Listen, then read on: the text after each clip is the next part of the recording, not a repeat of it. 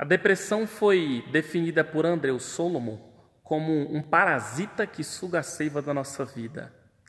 É como engolir seu próprio funeral e vestir-se de uma roupa de madeira. A depressão ela é o cárcere da alma, a masmorra das emoções, o cativeiro que priva milhões de pessoas de nutrirem na alma a esperança da manhã. A depressão ela é classificada como uma doença, e essa doença que possui múltiplas causas atinge ricos e pobres, jovens e velhos, doutores e analfabetos, religiosos e ateus. A depressão ela é uma doença que provoca muitas outras. Se não tratada convenientemente, pode desembocar em tragédias, no mínimo, irremediáveis. A depressão hoje ela é a principal causa de suicídio no mundo. Eu me lembro que John Piper, no seu livro O Sorriso Escondido de Deus, ele vai tratar desse assunto com esmerado cuidado, porque há duas posições que circulam no meio evangélico, que revelam um desequilíbrio perigoso. A primeira delas liga a depressão à ação demoníaca. Os defensores dessa vertente afirmam que as pessoas deprimidas estão oprimidas e até possuídas por demônios. A segunda interpretação, ela vai vincular a depressão a algum pecado específico, ainda não confessado. Assim, uma pessoa fica deprimida porque esconde algum pecado que precisa ser confessado e abandonado. Eu não subscrevo nenhuma dessas interpretações, eu julgo elas deficientes, injustas. É até verdade que uma pessoa pode ficar deprimida em virtude dos seus envolvimentos com demônios e também como resultado de algum pecado escondido. Porém, uma pessoa pode ser assolada pela depressão, mesmo levando uma vida cheia do Espírito Santo. Assim, como um indivíduo pode ser cheio do Espírito e ter um problema cardíaco, também uma pessoa pode estar plena da presença de Deus e enfrentar, por exemplo, o problema da depressão. Eu fico me perguntando quais são as causas? E a verdade é, se há várias causas que provocam a depressão, também vai ter sintomas que irão revelá-la.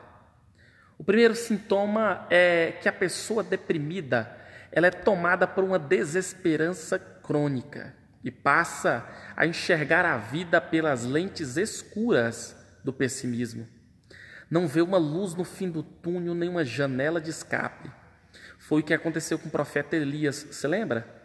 Pensou que somente ele havia restado dos profetas de Deus na nação de Israel, quando na verdade ainda existiam 7.000 que não haviam se dobrado e nem beijado a Baal. O segundo sintoma é olhar para uma vida pelas lentes do retrovisor.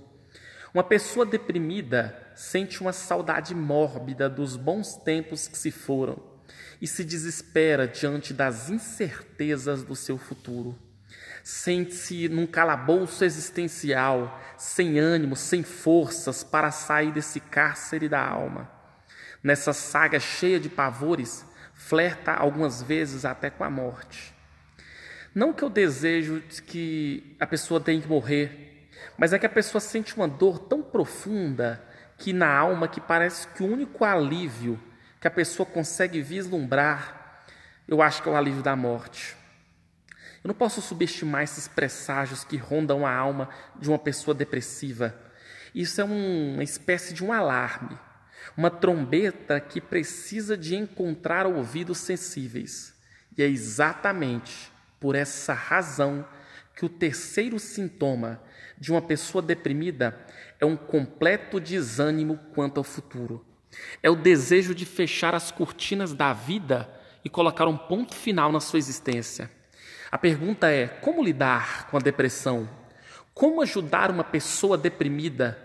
Eu penso que, como teólogo, a primeira orientação é orar por ela. E não só orar por ela, orar com ela. Depois, nós precisamos ter ciência se essa pessoa estaria recebendo tratamento médico adequado para a sua doença. Ainda precisamos estar perto da pessoa, oferecer um ombro amigo, um ouvido atento, e eu acho que um coração generoso iria ajudar. Finalmente, precisamos compartilhar com ela a esperança do Evangelho, o poder da graça de Deus e o consolo das Escrituras. Deus nos dá a vida segundo a sua palavra, lembra? Ele tira a nossa alma do cárcere. Ele acende uma luz na esperança, no túnel escuro do nosso sofrimento. Deus, Ele existe. E Ele arranca os gemidos da nossa alma e coloca em nossos lábios um cântico da vitória. Em síntese, trata da depressão como remédio, terapia e fé. Se você, porventura, viu esse vídeo, marque alguém,